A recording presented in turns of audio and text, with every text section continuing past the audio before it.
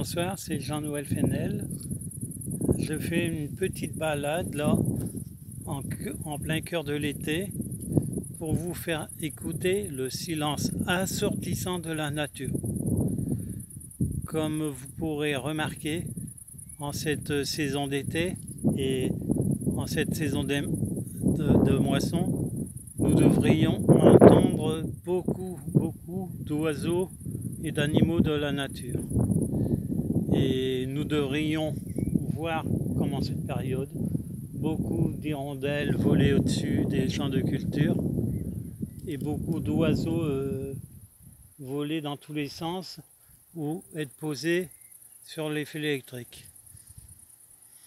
Mais comme vous verrez, c'est un grand silence de la nature que je vois depuis quelques années.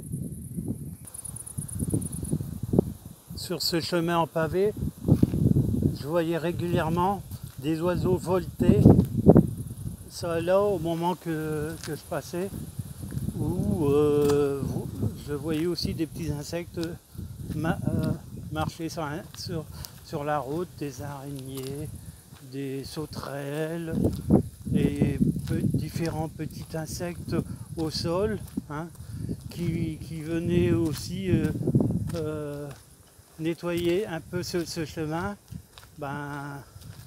des différentes déjections d'oiseaux ou de chiens qui se baladaient sur ce chemin.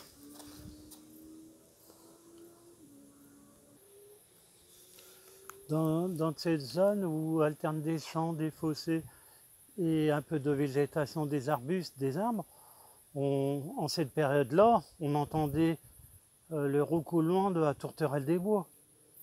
Cette année, je n'ai pas entendu une tourterelle des bois dans les parages. Où sont-elles passées? Et même les tourterelles turques ou les pigeons ramiers, en pleine nature, j'en vois de moins en moins. Donc ces tourterelles turques et pigeons ramiers, par contre, on les rencontre de plus en plus volontiers à l'intérieur de nos villes. En pleine saison de moissonnage, comme vous voyez, certains champs ont déjà été moissonnés. Nous devrions voir au moins quelques oiseaux venir picorer les grains de blé qui sont tombés au sol, ou voir gambader des lapins et d'autres petits animaux à poil. Au sol, où sont passées les moissonneuses et les différentes tracteurs agricoles, les grains de blé qui n'ont pas été consommés, qui n'ont pas été moissonnés, auraient dû être consommés par les petits oiseaux de la pleine campagne. Là, vous voyez, malgré qu'il y a eu des moissons, on ne voit pas d'oiseaux dans les chemins venir picorer. Et au-dessus des champs non moissonnés, en cette période, on devrait voir une multitude d'hirondelles voler au ras des moissons pour récupérer des petits insectes. On n'en voit pas non plus. Et au détour d'un chemin, quand vous arriviez à proximité à la jonction d'un champ et d'un chemin, en général, en cette période, on pouvait découvrir des lapins courir aux abords des champs ou du chemin parce qu'ils ne vous ont pas vu arriver. Tandis que là, rien, à part quelques rares oiseaux qu'on voit ou qu'on entend siffler de temps en temps, on n'entend plus grand chose et on ne voit plus grand chose.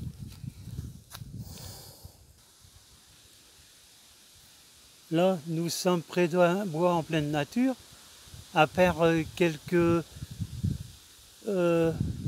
pigeons ramiers ou tourterelles, il y a très peu d'autres bruits d'oiseaux, hein. Normalement, on devrait pouvoir écouter le chant du rossignol, des grives, des merles. Même là, vous vous rendez compte, une zone comme ça, on devrait voir quand même pas mal de grives ou de merles.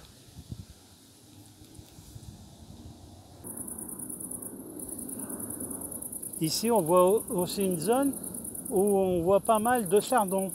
Donc nous devrions entendre par ici le piaillement des chardonnerets, pour moi le plus bel oiseau de ma région, le chardonneret élégant. Donc il y en a pas mal dans cette zone et pourtant j'entends même plus le cri du chardonneret. Voici un champ fraîchement moissonné. Et si vous voyez, les fils électriques vont se plier tellement il y a peu d'oiseaux. Peu d'oiseaux, nous sommes en pleine nature. Nous sommes le soir, nous devrions voir au moins des lapins, des lièvres.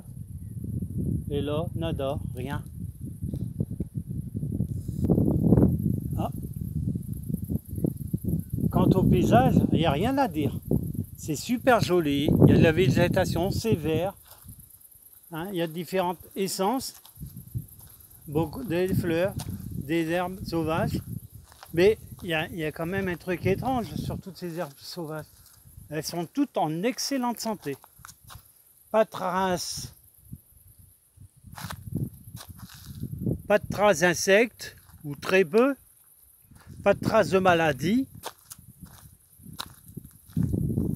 Très peu de crottes au sol de lapins. Alors que c'est une zone où normalement les lapins aiment venir manger, se restaurer et profiter un peu des différentes essences de la végétation. Non, rien.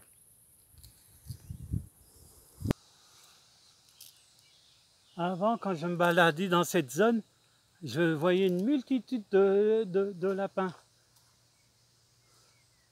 Hein, et donc ça courait de partout.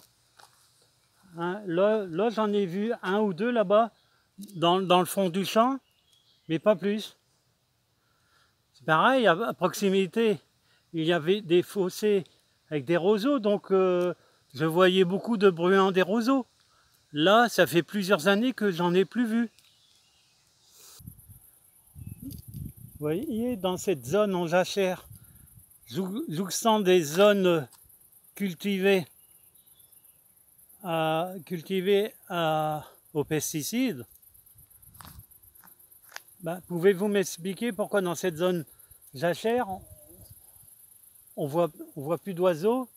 Toute cette zone où on voyait énormément de chardonnerets, des bruants des roseaux, des griffes, des merles, beaucoup de lapins, des lièvres,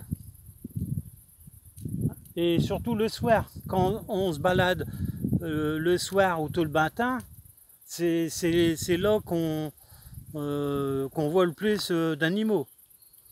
Et ben là, vous voyez, il y a des grands fils électriques où normalement le soir on voyait regrouper des centaines voire des milliers des tourneaux.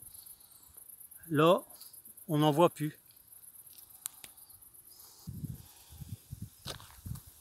À votre avis, pourquoi dans ces fossés de roselières on n'entend plus le chant des bruants des roseaux?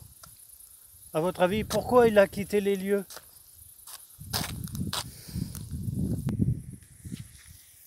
Et quand on demandait des explications sur la disparition des oiseaux, par exemple le chardonneret élégant, souvent on nous répliquait que c'était le piégeage des oiseaux qui faisait disparaître l'espèce.